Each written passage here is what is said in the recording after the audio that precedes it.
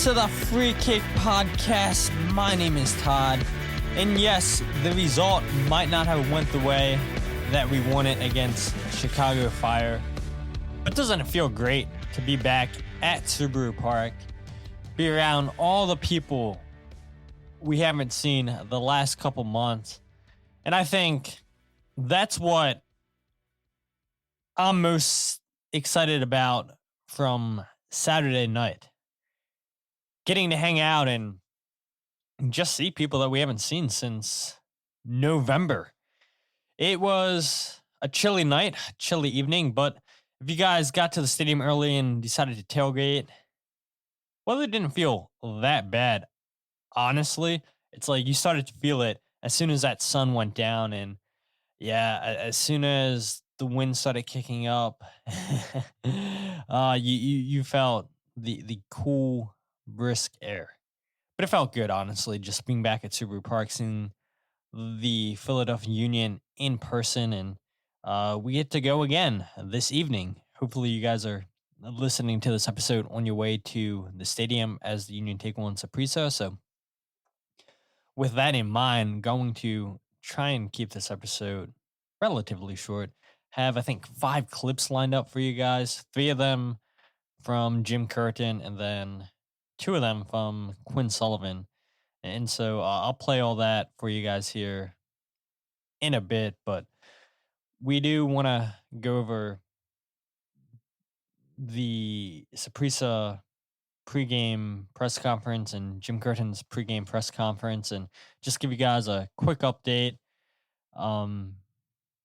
and what to expect for the game tonight. So let's go ahead and get into that, I guess, because I think that's going to take the shortest amount of time. So over the weekend, Saprissa tied 0-0 in their game in the league. They made 6 changes from the team that last faced Philadelphia Union last Tuesday night. Harriel Rodriguez, one of their strikers, he has 2 goals and 9 appearances. Javon East has 1 goal and 9 appearances. Orlando Sinclair has 1 goal and 6 appearances. And the reason I bring this up is because the media from Costa Rica, I don't know if they were trying to play mind games or what they were trying to do with the questions to Quinn Sullivan and Jim Curtin before this match, but they brought up the stats of the strikers haven't been in great form. They're not scoring goals. The media down there believes that this game's already over, that people are already talking, oh, Philadelphia is going through to the next round. It's all over for Saprissa. They had their opportunity down at home, and they blew it 3-2. And Jim Curtin, like he said, after the game down in Saprissa, he said, yeah, this game's not over. Giving up that second goal late in the match is a killer. And yes, the Union got 3 away goals, and away goals do carry extra weight. And so the Union could wind up losing this game 2-1 and still advance because they have more away goals than Saprissa would have had. And I don't know if I see the Union losing this game tonight, but would I be shocked, in all honesty, if Saprissa scores a goal? No, I wouldn't. I could see Saprissa scoring a goal. They have quality in their squad. I think we all saw that last Tuesday. Yes, they get a freak own goal, and then they get a goal later on from one of their defenders. But remember that review episode that I talked about, Saprissa should have been up 2-0 within the first 20 minutes because the Union were poor defensively on set pieces. And Jim Curtin said the same thing in his press conference. He said, when we analyze the tape, we see the quality of Saprissa. They created chances against us, and they could have had 3 or 4 goals last Tuesday. But because maybe they're not in the greatest of form. They couldn't find the back of the net. And I think that's probably why the media down in Costa Rica is already writing off Saprissa, just because his team's not playing hot at the moment. They sit in fourth place. And when I was looking at their Clausura, which is their second season, they're 2-1 in 5 away games so far. And I know it's not like they're just traveling in Costa Rica to go to this game. They had to fly out of Costa Rica to come to Philadelphia, and so the traveling's a little bit more intense. But I do think it's important to highlight that, yeah, they do have 2 wins on the road this year. 5 goals, 4 goals against. And they're going to have to come at the Union. They're going to have to take chances because they're going to need goals, multiple goals. Because the one thing I don't see happening in this game is no goals being scored. Because Saprissa is going to be desperate, which then plays exactly how the Union want to play. The Union want to hit teams on the counterattack. And we'll get into Chicago, where I thought it was interesting. And we talked about it a couple times last year too, where if you look at the stats, Chicago forced the Union to have the ball. Chicago's game plan in the game was, all right, Philadelphia, if you're going to beat us, we are going to give you possession of the ball. And we saw what happened. If you guys watch my goal breakdown videos, I highlighted that. 2 great goals that the Union scored in their build-up play. And that's not something typically we've seen over the years with the Union when they're chasing a goal. When teams are parking the bus, when teams are giving the Union possession. We don't see teams get broken down by the Union's passing. And that's exactly what happened twice against Chicago. But more on that a little bit later on. Saprissa is going to come at the Union. And that's going to open up chances in the counterattack. Jim said after the game against Chicago that there will be changes. And Jim also mentioned at his press conference that Andre Blake's still not 100% with that right abductor strain. And so Oliver Semmle is getting that start once again. So after just making his MLS debut, now he's going to make his CONCACAF Champions Cup debut. And that's not bad for the 25-year-old that 2 years ago was playing college soccer at Marshall University. Last season in the USL playing with Louisville. And now he gets international experience. Things can change fast in this league, and it's always that next man up mentality. And maybe a question I want to ask you guys is, I know it's only been 1 game with Oliver in net, but how confident do you guys feel? And again, we'll touch on his performance when we talk about Chicago. But I think even after just 1 game, I feel a lot more confident having Oliver in net than potentially having Joe Bendik, who, by the way, is with Vancouver. I can't remember if we talked about that a couple episodes or not ago, but yeah, they signed him for the 2024 season with an option for 2025. So congrats to Joe Bendik for still making his way in MLS. So it's going to be a big moment for Oliver Semmle against Saprissa tonight. Jim Curtin also mentioned that Jack Elliott will play a major part in this game. He's good and healthy to go. Was training with the first team fully on Monday. And so you got to imagine Jack Elliott's going to start. I'd imagine that it's probably going to be Jack Elliott and Damian Lowe. But you could see the case of Jim Curtin going 3 in the back. You could see the case of Jim going with Glesnes and Elliott, the partnership the last couple years in league play. But I just think the experience Damian Lowe brings with his experience throughout CONCACAF, I just don't see how you don't start Damian Lowe. Because remember what happened against LAFC. Jim Curtin decided to start Damian Lowe and Jacob Glesnes in the first game. Then the second game, he went with Jack Elliott and Jacob Glesnes, and everything fell apart. And I know I'm trying to go all the way back to a game that almost happened a year ago, or it feels like a year ago. But the Union got exposed in the midfield. In particular, their two center backs that game.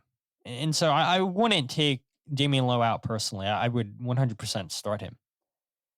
I'd imagine Olivier Bizo is probably going to get the start at right back just to give Nate Harriel some rest. What about Alejandro Bedoya or Jesus Bueno? Do you start one of them on the right-hand side?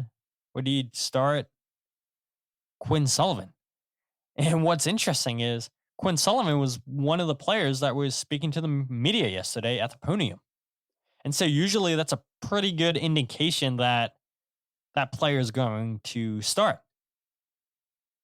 So maybe Quinn does get a third straight start. He deserves it. But again, Jim mentioned, rotating some pieces. And you can imagine that Bedoya or Bueno is definitely going to play in this game. Probably get a start, one of them. I don't think both of them start. Chris Donovan over Mikael Uhre, potentially. I know he scored that goal against Chicago, but he went 90 minutes. And he looked fine, I thought. But he hasn't went 90 minutes a ton of times with Union. So I think we definitely see changes tonight. Those four players that I mentioned, Bedoya, Bueno, Bizo, and Donovan, make the most sense of the players that come in. I think we'll see Bedoya, Bizo, and Donovan come in. I think Quinn Sullivan's going to go to the bench. I think Mikael Uhre is going to the bench, and then Nate Harriel's going to the bench. Not because of bad play, but just because you want to keep things fresh. This is going to be your third game in 7 days, and you don't want to tire guys out right away. Even though they look fit, both Jim Curtin and Quinn Sullivan kept saying, yeah, this is a fit team. This is a very, very fit team. They came in fit during the preseason. And there's a reason why Jim kept the guys out against Chicago. It's because they're fit. But there's no way I see Jim playing the same group once again against Saprissa. There's no way. So that's everything I want to make you guys aware of for tonight's game against Saprissa. So let's go ahead and talk about Saturday's game against Chicago Fire. And a lot of good in this game, but there was some bad. I mean, obviously the Union draw 2-2. And that's back-to-back games now that the Union have went into the half trailing at 1. And so what's Jim Curtin's thought of his team losing 1-0 going into the half and back-to-back games? One thing is I don't want it to continue, so I think that we prefer to start the game on the front foot, be the team that's creating chances. I think if you look at the first half, it's not like Chicago came at us a ton. I think we gave up one shot on goal and paid for it. So sometimes soccer goes that way. Second half too, we had them pinned in, and they came down one time and punished us. So that can happen. But I would say that they were two similar games in that you get behind a goal, you show character, which is good to come back into the game and take control of it and dominate for long stretches down in Saprissa, and then also tonight.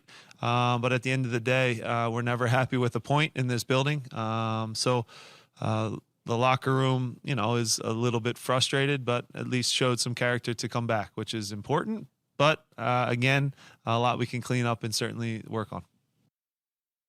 Yeah, and Jim talked about the character there of the group. And I think to take it a point further, yes, it's impressive that the Union scored the equalizing goal in extra time, but there was 2 goals wrote off for offsides in this game. And the Union didn't let those 2 goals that were rolled off deteriorate them from continue to push for the equalizing goal. I think one of those goals, too, would have actually given the Union the lead. It would have been the Nate Harriel goal, I believe it was, or Gazag, one of them, because both of those guys scored and got their goals ruled out. Then Gazag obviously had the goal to tie the game at 2 apiece. But the mentality of this team, it was never a question if they have it in them to get an equalizer. I mean, they did it twice in this game. But that's also a little bit concerning. And again, I mean, you don't want to panic after 2 games played so far this season. Definitely not trying to do that at all. But if you look last season at Subaru Park, the Union conceded the first goal 3 times last year, and they went 2-1-0. The only loss coming against Orlando City, and I believe that loss was when the Union had a whole bunch of players missing for the international break. But again, you can't make excuses. It is what it is. You got to play the games that your schedule tells you got to play, whether people are on international duty or not. And the Union wound up conceding first against Orlando City and wind up losing that game as well. But it doesn't happen often at Subaru Park, and to see it happen against Chicago Fire, a little concerning. And remember, they conceded first against the Columbus Crew in the home opener last season as well. I believe it was a Jacob Glesnes own goal. And the Union came back and won that game 4-1. And we know these home openers don't mean anything because Columbus got smashed and they go on to win MLS Cup. The Union concede twice. They go down twice. And I don't think it's something to get concerned about. Yes, it's something to pay attention to because we've done it twice now this season, going into the half, losing 1-0. But I think they corrected against Saprissa tonight. I don't think Saprissa come in and score the first goal. If Saprissa score the first goal, you got a huge issue on your hands. Changes everything, in my opinion, if Saprissa get the first goal in the game. And Jim mentioned something too. Only 1 shot given up in the first half that was on target. Good shot by Gutierrez. But one thing I think that was really impressive about the Union's performance is they shut down Kuipers, the $12 million striker that they got from Ghent in Belgium. He had 1 shot total in the game in 88 minutes played. Shaqiri, no shots, no chances created, only 2 touches in the Union's box. Was absolutely shut out in this game. The 2 danger men for Chicago completely taken out by the Union center backs and Jose Martinez. And you saw during this game too, because Kuipers had nothing going in the middle because Damian Lowe and Jacob Glesnes did a good job not giving him space, not giving him areas to run onto. And we saw them go out left. We saw them go out right to try to go at the Union's fullbacks and Harriel and Wagner. And he had nothing going there either. And of course, for Chicago fans, it's nothing for them to panic about. Like, oh my God, we paid $12 million for a striker and he was completely taken out of this game. Now, there's no reason for Chicago fans to panic, but it is interesting because they're 2 dominant players. Once again, the Union shut out Shaqiri, and then Kuipers does nothing. And so that forces other players to hurt you. And Brian Gutierrez was one of them, an assist and a goal. Haile Selassie, I thought he had a really good game going at Kai Wagner. Dangerous player. Dangerous player. It's a player that was involved with the go-ahead goal that made it 2-1 in the second half. That former Philadelphia Union player Fabian Herbert scored. Who, by the way, also had a goal and an assist. Played good in his return to Subaru Park. But the two danger men, Union did good and forced other players to beat them. And yes, those players, Gutierrez, Haile Selassie, excellent. Fabian Herbert did well to get the goal, get the assist. But other than that, I mean, Chicago really did nothing in this game that was too concerning if you're a Union fan, in my opinion. And we'll get to the point right here. It's Oliver Semmle's debut. Wasn't tested a lot. He reacts late for the first goal, I think, on Gutierrez. Rewatching that, and I talked about this in my goal breakdown video, I think Andre Blake probably makes that save. The Union, yes, give Brian Gutierrez too much space. Jose Martinez lunges in at the ball, misses. And by the time that Nate Harriel and Jacob Glesnes see that it's danger, both of them push towards the ball, but it's too late. It's a good strike, and I think Semmle reacts a couple seconds late. And at this level, that's all it takes is, if you're a second late, you're already beat. You've got to be right on it. And Semmle got a late read on it, and it's a good goal. It's a good goal. It's a good strike. And Jim Curtin talked about it, that good players will make you pay. Brian Gutierrez is a fantastic player. It's a player that's going to be going with the U.S. for the Olympics in July. I'd be shocked if he doesn't. And then the second goal, again, I think Semmle could have done better. He parried the ball in the middle of the box. You can't do that. You've got to get a stronger hand on it. I think Andre Blake probably catches that ball. When you're diving out for that ball, you've got to hold on to it with your life. And yeah, once you just parry it out into the middle, it becomes scrappy, and Chicago just reacted first to it. Nothing the Union could have done there. But those are like the only two issues I had with Semmle. And yes, they're two big moments, and you don't want to see that happen in tonight's match against Saprissa. But he did come up big with the save off of Tom Barlow and that mini breakaway.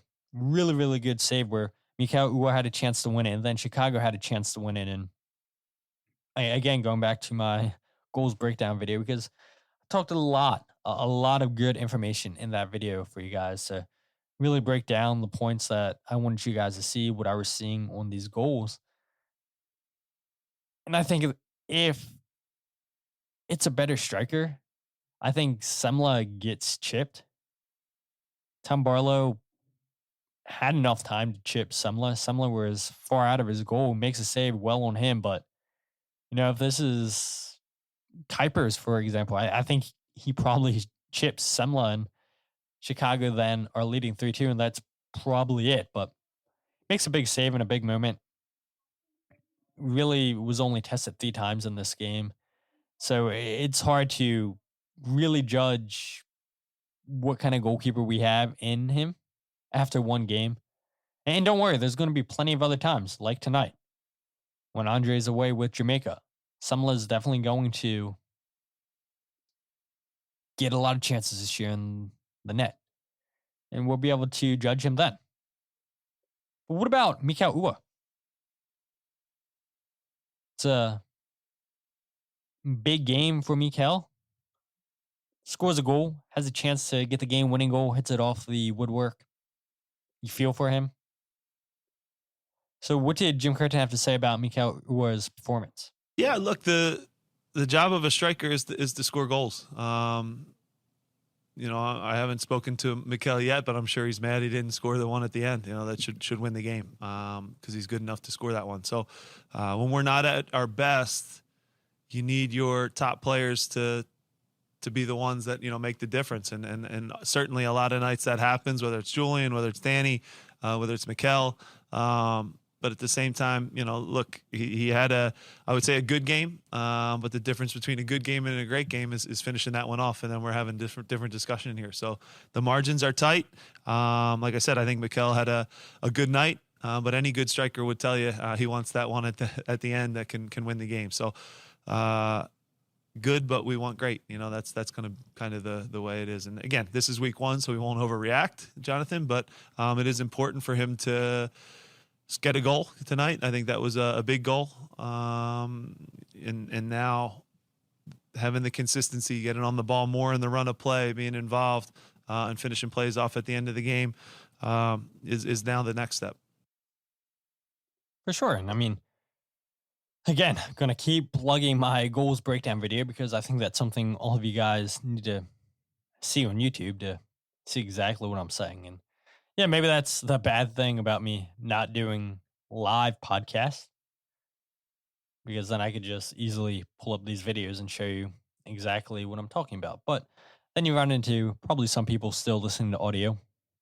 That's how I am. When I listen to podcasts, I don't really watch. I listen to the audio, that's it. I'm sure that's what majority of the people probably do anyways. It's what all of you guys are obviously doing because I have no video. But the goal, it's good. The Union pick on Pineda twice in this game. Pineda, the center back for Chicago, is responsible for both goals that the Union scored. It's great link-up play on the right-hand side for the Union between Nate Harriel, Daniel Gazdag, Quinn Sullivan. Sullivan makes a underlapping run off of Brian Gutierrez. The ball goes from Nate Harriel into Gazdag. Gazdag plays that through ball into Sullivan, and Sullivan picks his head and sees that Mikael Uhre is able to get in front of Pineda. Ball gets played in, and Mikael Uhre nutmegs the goalkeeper.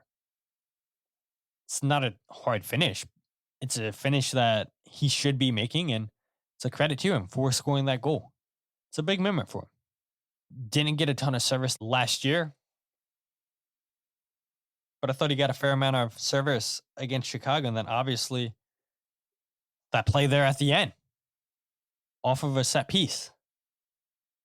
Jonathan Dean, who had come into this game for Chase Gasper, who replaced the injured Andrew Gutman after 5 minutes in this game.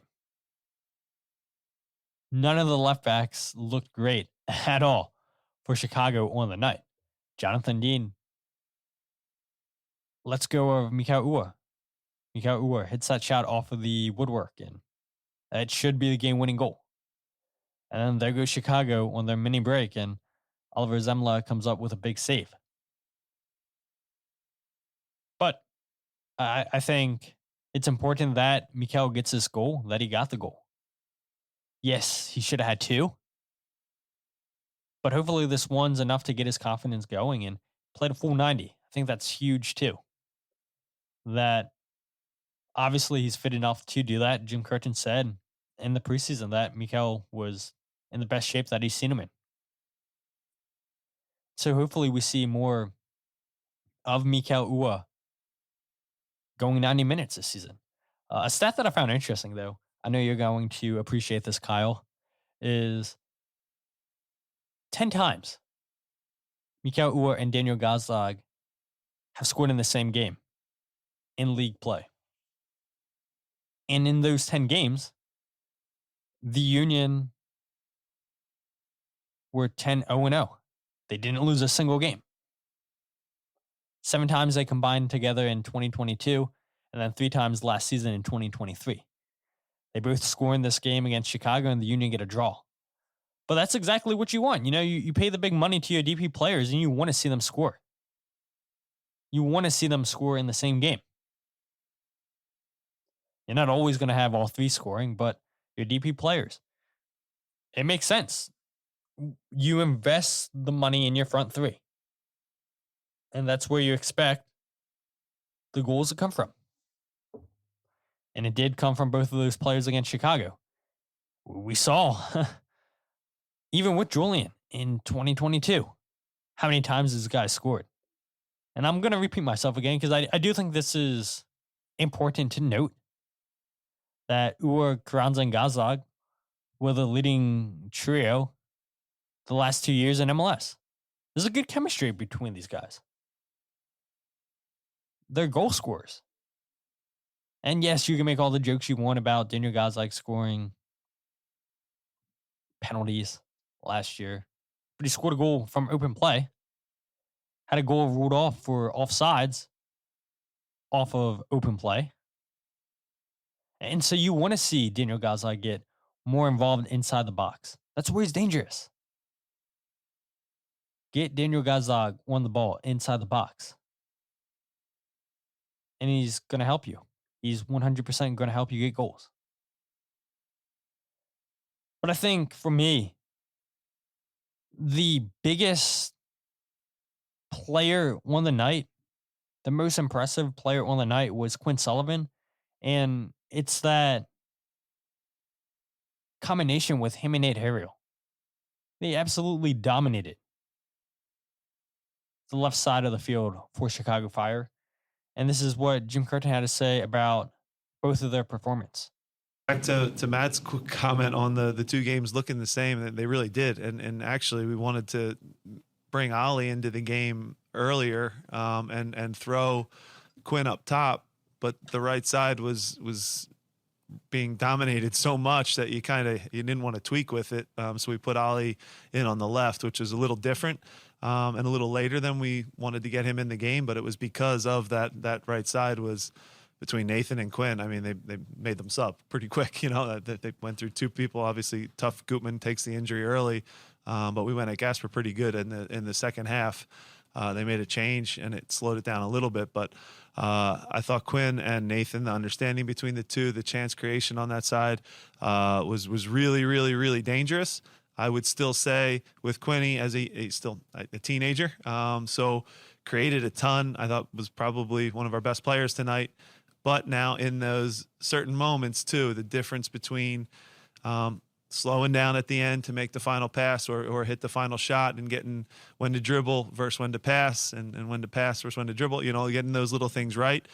He's still going to work on and improve, but overall he was excellent tonight and Nathan as well, so that's a good little partnership that you have and we didn't want to mess with it. So we didn't make a change on that side. So it was a good performance from them.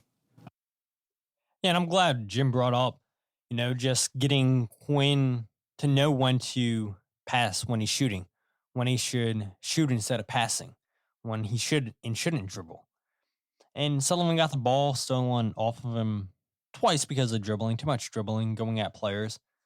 But I have no problem with that whatsoever, getting the ball stolen off you because you're taking one player's 1v1. That's what you want to see. You want to see players being confident, going at players 1v1. I don't think we've had a player since El Sino that's confident going at players like Quinn Sullivan was against Chicago. And you even saw that last year when he scored some goals.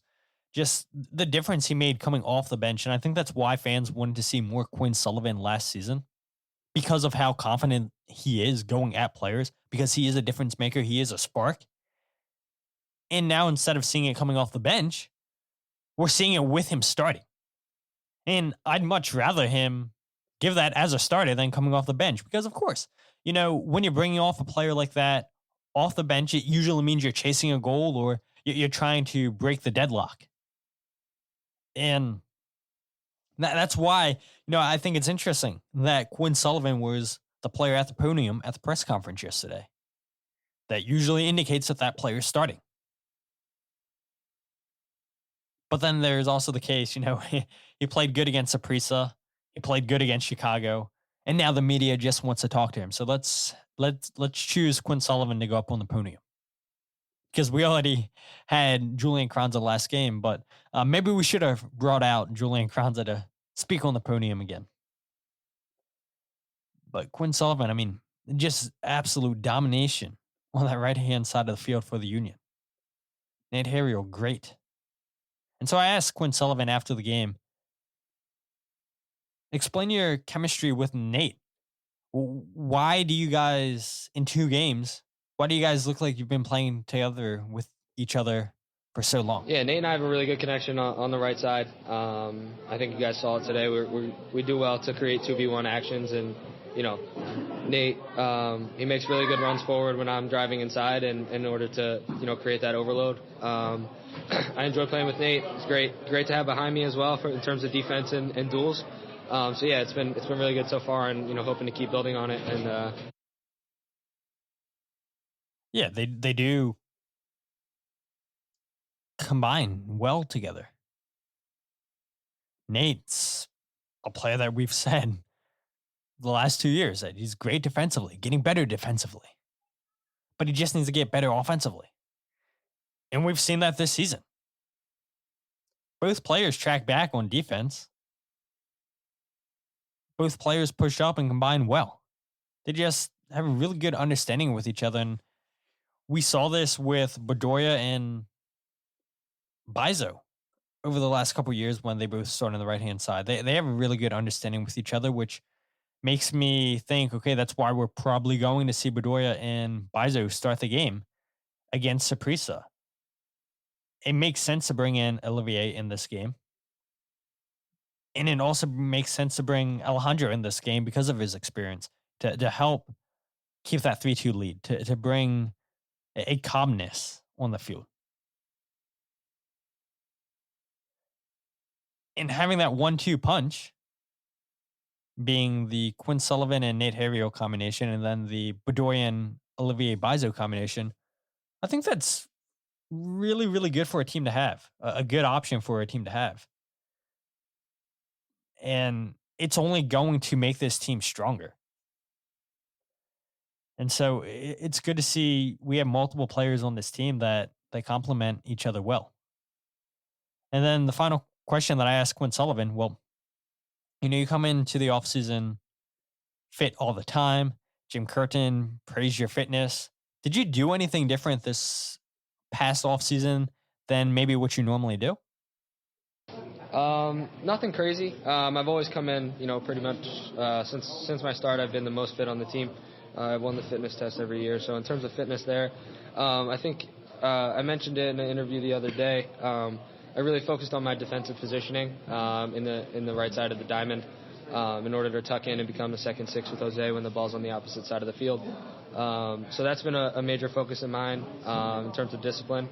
And then, honestly, in the off season, I did some coaching stuff with my dad at Extra Time, which has been actually really beneficial to me. I hop in sometimes, and it's a smaller space, but it's still really good for technical side. And yeah, that was a huge benefit to have that I didn't have in the past. But yeah, and I love that Quinn brought up working on the defensive side of my game, filling in as a second six with Jose Martinez. I mean, Quinn Sullivan's all over the field. And for him to have that mentality, okay, yes, I'm playing as a right-sided midfielder in the diamond. I'm playing as an 8.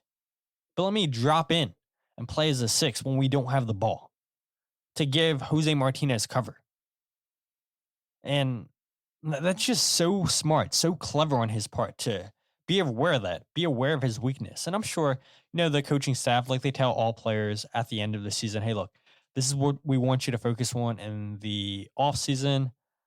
This is what's going to help, number one, the team, but it's going to help you, yourself, the player. And so I'm sure that the team made Quinn Sullivan aware that, hey, work on your defensive attributes, get better defensively.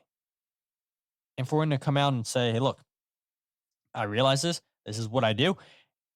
And you see it in games.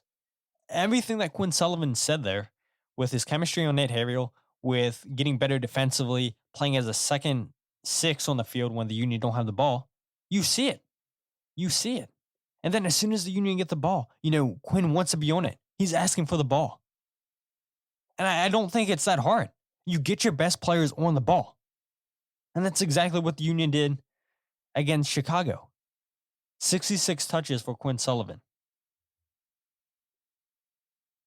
Daniel Gazak, 53 touches.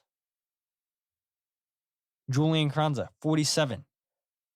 Jack McGlynn, 76.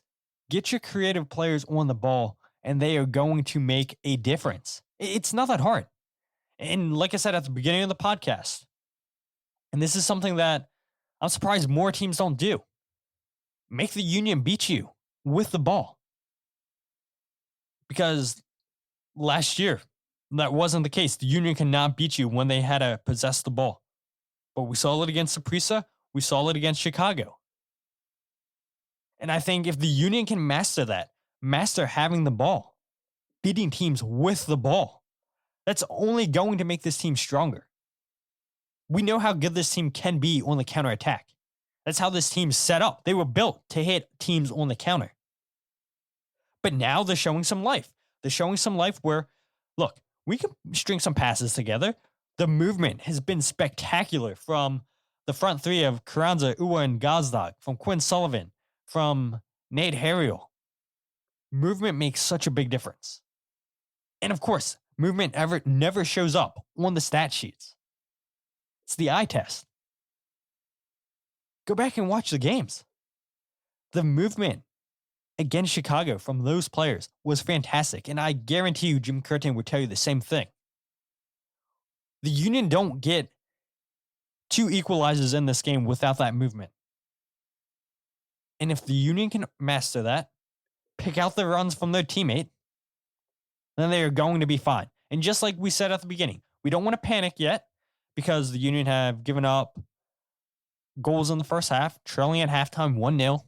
Don't want to panic yet. And at the same time, we don't want to hype up this team prematurely because they're proving that they can beat teams with the ball. But it is something to pay attention to. It is something to keep in the back of your mind that this Union team can be very, very good this season if they can prove that they can beat teams while possessing the ball. And so I know typically in these episodes, we go over 3 stars and we go over blunder of the week, but because you guys are listening to this episode on Tuesday or maybe Monday night, I don't want to keep you guys waiting forever with 15 more minutes. So we're going to end the podcast right here. We'll get back to our regular program one Sunday when we talk about our review episode. As the Philadelphia Union, as we know, after Saprissa, go away to Sporting Kansas City. So we'll review the Sporting Kansas City game, go over news like we always do, go over 3 stars, go over blunder of the week. But if you guys aren't following the podcast on Twitter, Instagram, or Facebook, follow @FreeKickPod, wherever you get your podcasts, The Free Kick. Check out the YouTube channel, youtube.com/FreeKickPod. And yes, the Substack page is finally up and running, and I have a couple articles already up there. So I appreciate the people that have read them, that have subscribed to the Substack. You can find the webpage at thefreekick.substack.com. Doesn't cost you anything to subscribe.